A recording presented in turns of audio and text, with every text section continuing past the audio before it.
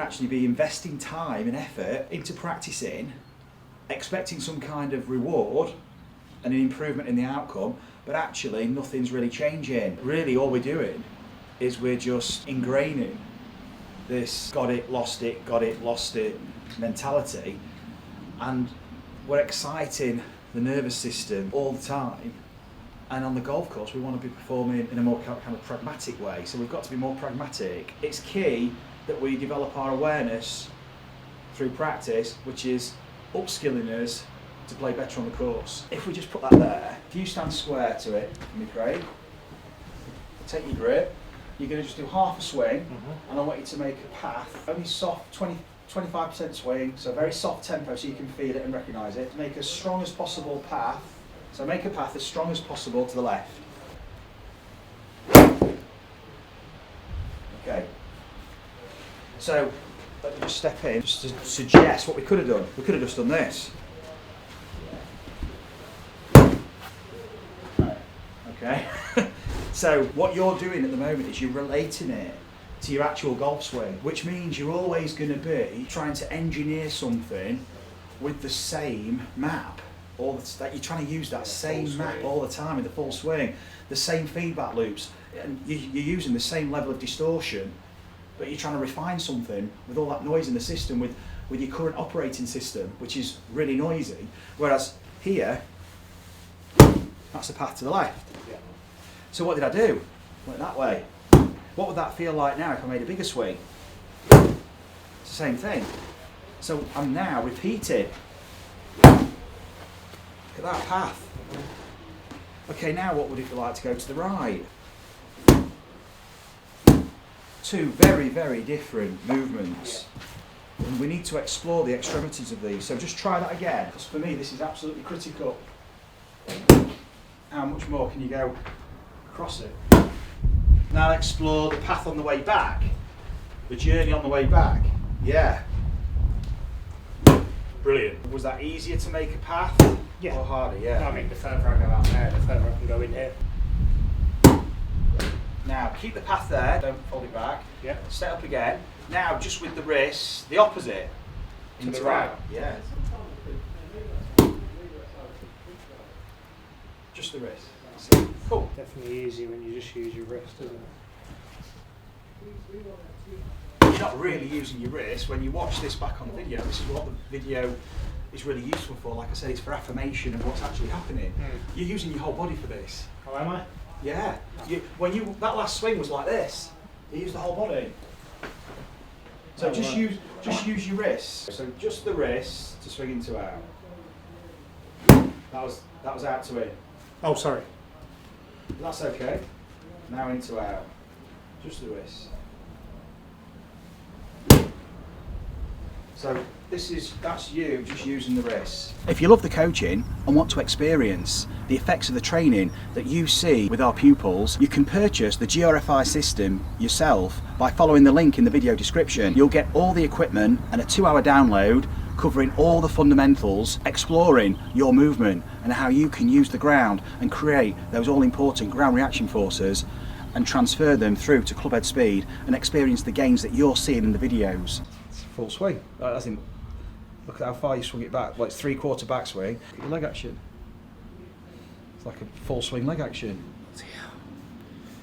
And that to you was you just using your wrists. That's what it feels like. So we think we're doing something and we're not. You thought you were just using your wrists, you were using your whole body. What happens if you go and watch a video that says use your legs more? And you're already using them a lot and you think you're not using them. And you watch a video that says you've got to start to drive your right leg or whatever it is, and you go, I've got to use this more. You're going to be off the charts with your movement. So it's like, if I intend to make a small swing, I want to make a small swing. If I want to use my legs, I want to use my legs. If I want to use my wrists, I want to just use my wrists. Otherwise, it's like you're giving yourself an instruction, something else is moving. But it's not just 1 or 2 variables, it's hundreds and thousands of stuff. So now, with what you've just seen on the video, can you swing to the left with just your wrists? Having seen what your legs were doing, the body was doing.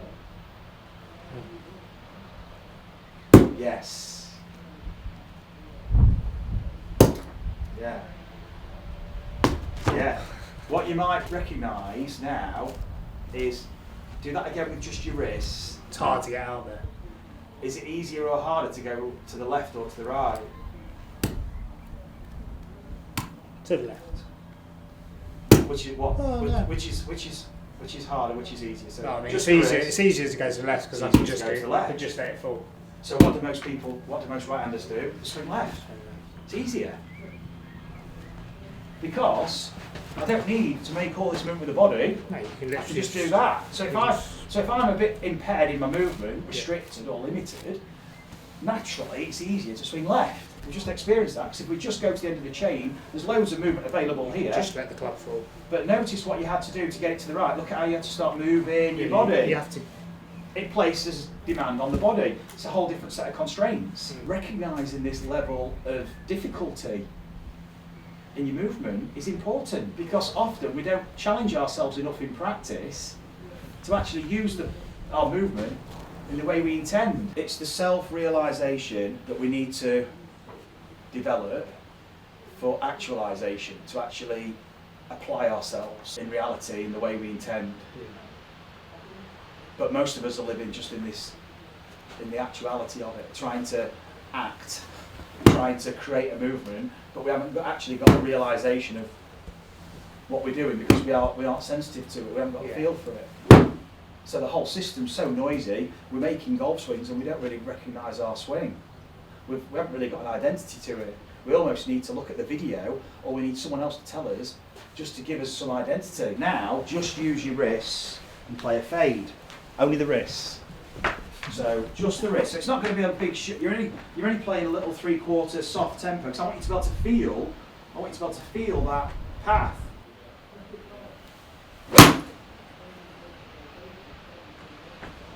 Oh, lovely. Yeah, it was fading, but obviously the wind's Lovely. Look at that. What you're doing here is you're finding a tempo here. Think of it as almost like a training tempo. You're training at a tempo that is enabling you to be aware of what's happening, to recognise what's taking place. Look how long that is. Jesus Christ. It's a driver swing. Look at the leg action. So now, this is a good way of, I would say, using video, is can you actually make half a swing and hit the ball with a powerful low fade? Can you actually make half a swing, but you're placing a different demand on the body now, you're wanting more power, so what happens when we want more power? Can we keep the swing down? So if you were to show me, how high do you think you swung back then? Show me, just, what did it feel like to you? probably. On the way back, just on the way back, not Probably. down that way. Oh, probably How long was your backswing? here somewhere. So it didn't get any further than that? No. How far back there? That feel shorter? No. No. So that was shorter, yeah? Yeah. Yeah. Let's have a look. Oh, felt short. And it Probably is. faded. Oh Probably yeah, is. yeah. It's fine. There's nothing to say you have to have a short backswing, by the way. It's just re-recognising your actions, that's all. And that's 3/4, Right. which felt to you probably half.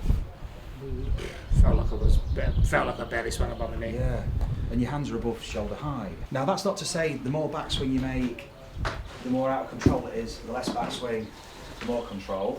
It's not to say that you have to swing at a certain speed. All we're doing here is just testing the system. Do we recognise ourselves? Yeah. John Daly did pretty well with a long backswing. John Rahm does all right with a short backswing. But John Rahm knows that he's not swinging like John Daly. Yeah. Okay, and John Daly knows he's not swinging like John Rahm. At the moment, we're perceiving almost like a John Rahm swing. We're making a John Daly swing. Yeah. So it's kind of just recognising our actions, that's all. This is what we need to do when we're practising. This is the purpose of practice. It's a constant narrative all the way through the practice. We're refining, we're honing our awareness to our actual actions. Let's go again. Let's see if we can now keep that swing short and just play 3/4 shot. Lovely. Okay. So it's good, the face closed, that's all. Yeah. Something I don't see with the face closing. Nice. Well done. Lovely. That's good. I really feel this now. Like, you know, Yeah. and I can feel like I can close the face now. Yeah. Remember I said the other day I couldn't get that feeling. I mean, you showed me an impact. His face was over there. Yeah. And we were on the course the other day, and you couldn't close the face. No. Did you? So start it right now and let the face just close. Look at that. Just as an experiment, go again. I want you to make half the swing length you just made. Cool, now a bit longer. Beautiful. You're going to find this yourself. That felt nice, that. Felt like I had real control over the club face. So if you wanted to give that an extra 20%, but without having to use extra swing length, so now you've got to tap into your ground reaction forces, you've got to go into the sequencing. Well played, look at the flight. The launch. So it's, yeah, well done, well done. There we go. So this is where then you start to work back down the chain and think, well, where are these forces coming from? And how can I amplify these? Yes, without having to compromise this control with that excessive swing length that we've recognised was probably throwing things out. That was beautiful, what a shot. Feel it? Massively. That's a completely different swing. It does feel like I've got more control over the club. You're not just compensating with extra arm swing, now you're actually placing it on the body to create the force. It's like throwing a ball, it's diminishing returns. If I start to make more arm swing to throw further, I'll get to a range that's functional for me, and then I'm going to have to go and ramp up the forces I'm using for the sequence, because I can't. It's actually detrimental if I start to increase my range of motion with my arm. Now, some people might have loads more external rotation. They might be using a much longer arm swing, and they can maybe get more speed that way. Whereas we've all got our limitations. What we're recognising is our functional limitations, but we're only doing that through awareness we're developing. Yeah. By starting at ground level like we're doing here and building it up, and all we've talked about is wrists. Perfect. What a shot, Craig. What really is the most, I would say, impactful part of this video is how to practice, how to maintain focus. This is just a suggestive approach. This is specific to Craig today. This is his journey. But in your journey, take these components and structure your own practice session. So I hope this has helped, guys. Enjoyed that, Craig? Yeah. Yeah, awesome. Me too, mate. So very different. Yeah. Don't let the emotions take over and we start trying to find a swing. Stick to the reason why you went to the driving range. And today might not be the best day you ever have, but it could be putting everything in place so tomorrow will be a great session, because you never know what's going to happen. All you can do is give yourself the best opportunity. Cheers, guys.